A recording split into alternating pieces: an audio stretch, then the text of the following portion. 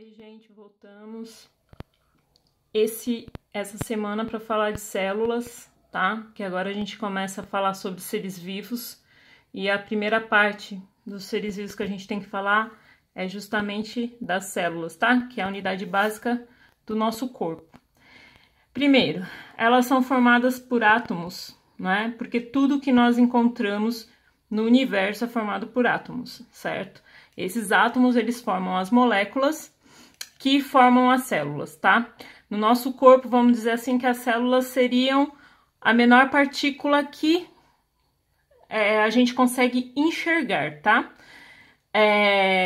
E elas foram descobertas, né? Foram através da teoria celular, né? Com a invenção do microscópio. Então, alguém inventou um microscópio que era dessa forma aqui, nesse formato. A primeira pessoa que inventou o microscópio foi Hans Janssen, um holandês que era fabricante de óculos, né? Como ele fabricava óculos, lentes de aumento, ele então resolveu fazer, né, esse aparato aqui, esse aparelho que dava para enxergar as coisas pequenas maiores, né? Isso no século XVI.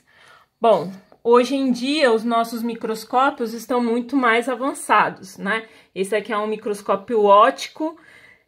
Esse, com certeza, ele vai ser muito, muito melhor do que esse. A gente vai conseguir enxergar muita coisa nesse microscópio óptico, tá? E, óbvio que chegamos a essa tecnologia aqui, por quê? Porque alguém lá no século 17, 18, foi o primeiro a fazer a primeira observação microscópica, tá? Então, ele enxergou os primeiros seres vivos, que foi o Antony van... Esse nome aqui que eu não vou conseguir ler, mas foi ele lá, que viveu entre 1632 e 1783, que observou as primeiras... fez as primeiras observações, observou os primeiros seres no microscópio, tá? No microscópio mais ou menos desse tipo aqui, mas hoje em dia, obviamente, né, que a tecnologia avançou e nós usamos esse microscópio. Tanto é que esse aqui pode ter, por exemplo, a imagem refletida num computador, e aí a precisão dele na hora de ver uma célula é muito maior mesmo, tá? Bom, então voltando aqui. A célula, então, ela foi, né, lá em 1700, mais ou menos, 1800, ela foi, com a invenção do microscópio, ela foi descoberta, né, e aí os biólogos chamam ela de unidade estrutural, funcional e genética. Estrutural por quê? Porque forma o nosso corpo, tá? Funcional porque faz ele funcionar. E genético porque é passado de pai para filho, tá?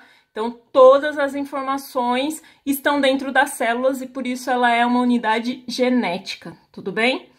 Bom, ela é dividida em partes, que são membrana, citoplasma e núcleo, que logo mais a gente vai trabalhar melhor essas partes dela. Isso daqui é só para vocês entenderem os tipos, tá? Então, nós somos... divididos, né, as células dos seres vivos é dividido em dois tipos, procarionte e eucarionte. Qual a diferença? Bom, a célula procarionte, ela não possui um núcleo organizado, tá? Então, vamos pensar, por exemplo, num ovo, o ovo frito ou um ovo cru mesmo. O ovo cru, ele tem a gema no meio e tem a clara em volta. Se eu furo essa gema, o que acontece com essa gema? Ela se mistura com a clara. Vamos dizer que o ser procarionte, ele tem um núcleo mais ou menos igual à gema espalhada pela clara. A gema seria o núcleo e o citoplasma desse ser procarionte seria a clara do ovo. Então, quando eu furo essa gema, que é o meu núcleo, ela vai se espalhar pelo citoplasma. E aí, o que acontece? Uma mistura. O nosso ser procarionte seria mais ou menos isso, certo? De seres procariontes, a gente só tem as bactérias, tudo bem? Bom, Os outros seres vivos são chamados de eucariontes, porque eles possuem um núcleo organizado, eles são mais evoluídos biologicamente, tá? Então, todos os outros animais, eles vão ter, vamos fazer a comparação novamente do ovo, a gema do ovo, que é o núcleo, e o citoplasma separado, tudo bem? Então, gema vai ficar centralizadinho, bonitinho, e envolto ao citoplasma e a membrana, porque a membrana, ela separa uma célula da outra, tá? O citoplasma, ele vai conter dentro dele organelas, que são como se fossem órgãozinhos que trabalham para a célula sobreviver e aí para o nosso corpo também sobreviver. E o núcleo, ele supervisiona tudo, além de ter o conteúdo genético, tá? O DNA.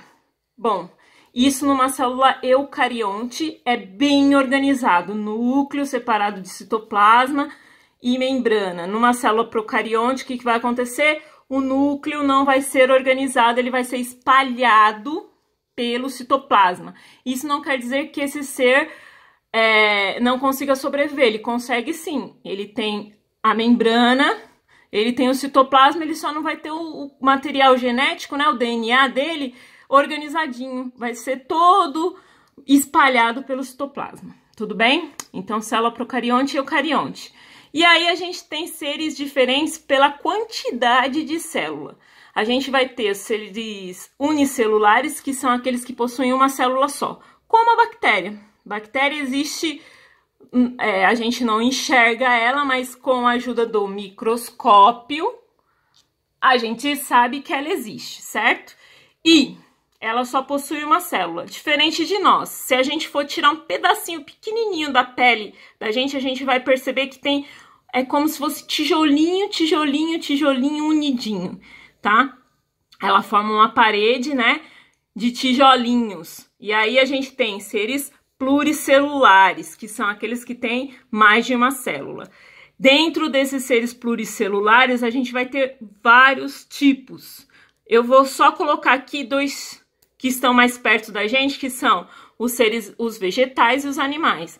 Os vegetais, eles se diferenciam dos animais, por quê? Porque eles precisam ficar fixos.